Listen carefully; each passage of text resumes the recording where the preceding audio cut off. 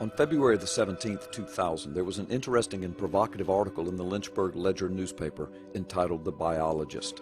The author of the article was journalist George Kaler. George Kaler is a journalist and radio personality. He is a graduate of Clarion State University and taught 9th and 11th grade English for many years.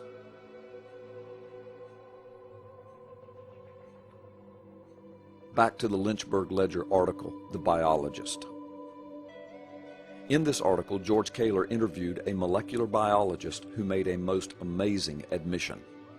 This molecular biologist addresses the subject of the complexity of DNA and human code.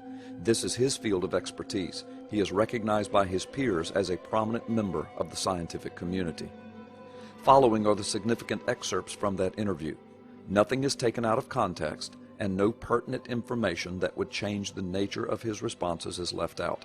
Kaler is the interviewer. MB is Jim, the molecular biologist. Because Jim is a prominent and recognized member of the scientific community, it was agreed that his real name would not be used in the article. In a moment, you will understand why. Sadly, the Lynchburg Ledger is no longer available online. However, this article was archived and available online for many years. It is heavily referenced and attested to on the net. It has been verified as authentic.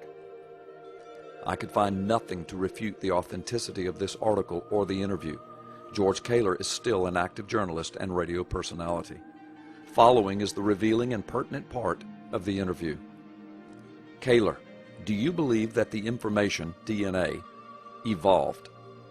MB, George, nobody I know in my profession believes it evolved. It was engineered by genius beyond genius, and such information could not have been written any other way. The paper and the ink did not write the book. Knowing what we know, it is ridiculous to think otherwise. Kaler, have you ever stated that in a public lecture or in any of your public writings? MB, no, I just say it evolved. To be a molecular biologist requires one to hold on to two insanities at all times. One, it would be insane to believe in evolution when you can see the truth for yourself. Two, it would be insane to say you don't believe in evolution. All government work, research grants, papers, big college lectures, everything would stop. I'd be out of a job or relegated to the outer fringes where I couldn't even earn a decent living. Kaler, I hate to say it, but that sounds intellectually dishonest. MB, the work I do in genetic research is honorable. We will find the cures to many of mankind's worst diseases, but in the meantime, we have to live with the elephant in the room. Kaler, what elephant in the room? MB, creation design. It's like an elephant in the living room. It moves around, takes up space, loudly trumpets, bumps into us, knocks things over, eats a ton of hay, and smells like an elephant. And yet, we have to swear that it isn't even there.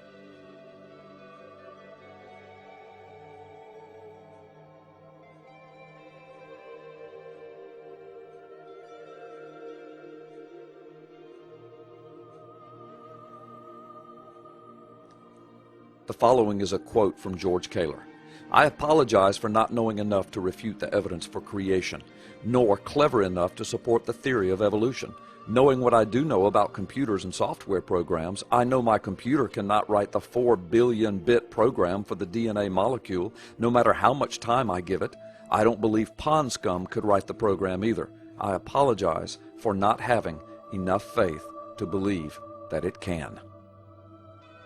And so, the elephant remains in the room, and because of fear, and because of peer pressure, and because of money concerns, the elephant will probably never be identified by most scientists. Our thanks to this brave molecular biologist who would dare to speak the truth.